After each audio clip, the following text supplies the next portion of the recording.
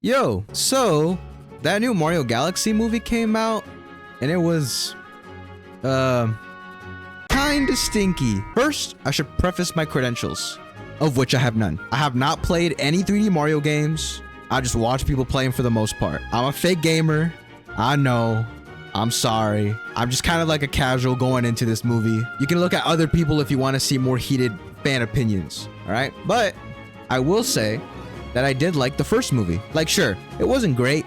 And when I rewatched it the day before this one, I liked it a little bit less, but it was still fun, cute, and had a lot of decent character moments. I know these are made by Illumination, so I guess it was irresponsible of me to really elevate my standards to a crazy degree. They even played a trailer for Minions 3 before the movie started.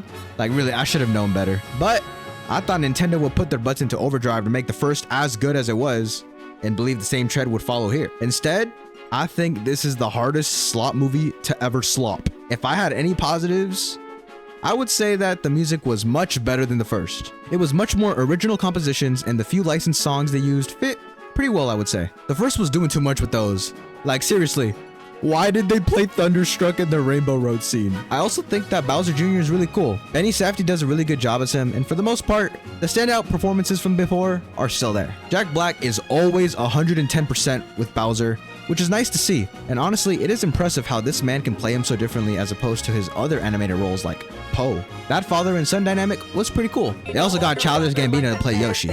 Like, come on, that is so peak. They really heard this man's high notes on Redbone and said, yep, that's Yoshi. If you make an anthropomorphic creature have the personality of King Von, I will be seated no matter what. But besides that, I would say the movie was a very unfocused mess. I know this is a movie for kids and is not too deep or whatever, but on the other hand, Mario Galaxy is considered one of the greatest games ever made, right? And so when adapting it, I think there are some expectations you would have going into it.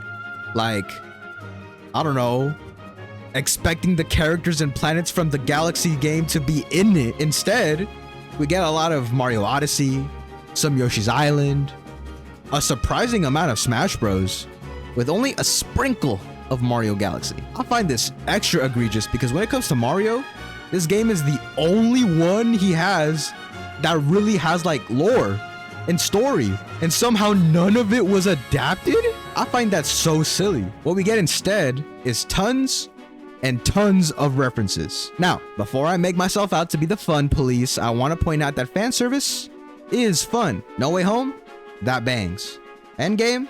That bangs. Hell, one of my most played fighting games ever is fan service, the game. The problem is that fan service without substance or a through line is worthless, because after you finish the movie, you are not going to remember the plot or the character motivations or the themes. All you'll remember is, dude, that's the penguin power from the games, bro. Oh my gosh. And I think that's a bad precedent, because if the movie only serves to remind us of the previous existing stuff and provides literally nothing new or unique, then like, bro, that's literally what AI does. I don't want that. Mario has a truly expansive universe with many whimsical worlds and species and villains. It really would have been nice to have more time focused on them for other projects. Now, the only copium I have left is maybe they can still give me that Luigi's Mansion movie. Please, Nintendo, I need this. Even if you were to look at this movie through how competent it is without any video game baggage, the pacing is all out of whack.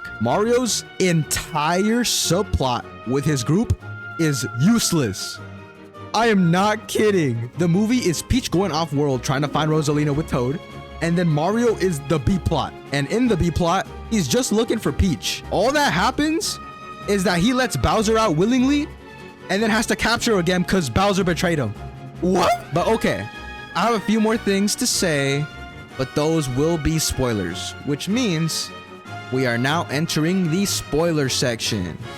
I know I just said the movie is a reference fest with no plot, but if that's all you have, then the references are the plot, you know? So if you care about that, skip to the time code here. We good?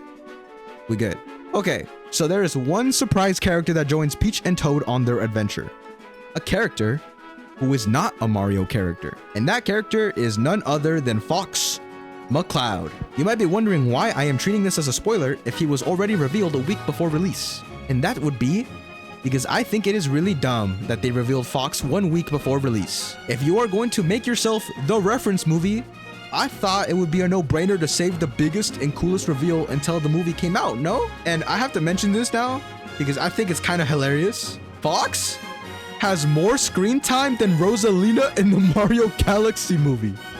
Son, every bad thing about this movie can be pointed at the misuse of her character, because that's such an unfortunate fumble. I can tell, even as someone that hasn't played Mario Galaxy and is an absolute Fox one-trick in Smash Ultimate, that this is just irresponsible. It's also really unfortunate because I can see that by making Princess Peach the cool action hero diva princess, that they kind of wrote themselves into a corner when doing Rosalina, since normally Princess Peach is the damsel in distress, and Rosalina is the cool mystical one. My best guess is that since they were too similar to each other, they didn't want both hogging up equal screen time.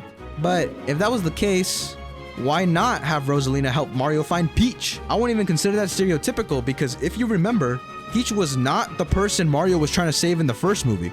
It was Luigi. Instead, the movie is trying to tell me that Bowser would tell his son a bedtime story every night of how he always meant to capture Rosalina and use her to power a super weapon to rule the world. Now, I don't know if this movie remembers, but that's not what he wanted to do in the first movie. Also, this is less a statement for myself and more a question to the Mario Galaxy fans who might be watching this video.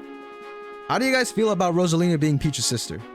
Is that canon? I think I saw a game theory ages ago on her that thought she was a future daughter of Peach or something, but obviously that's not official. So is this canon? I felt like that was a weird decision, but probably necessary since they didn't have time to explain anything more crazy than that. But again, that problem only exists because they themselves wanted to jump the gun and do a Mario Galaxy movie right away. So as a whole, I would say the movie is a good time for the kids, but for me, it was pretty disappointing. When it comes to video game movies, I have been in a constant cycle of we are so back, right into it's so over for the last few years. And right now, this movie has me in a bad mood. This movie's like eating candy, you know?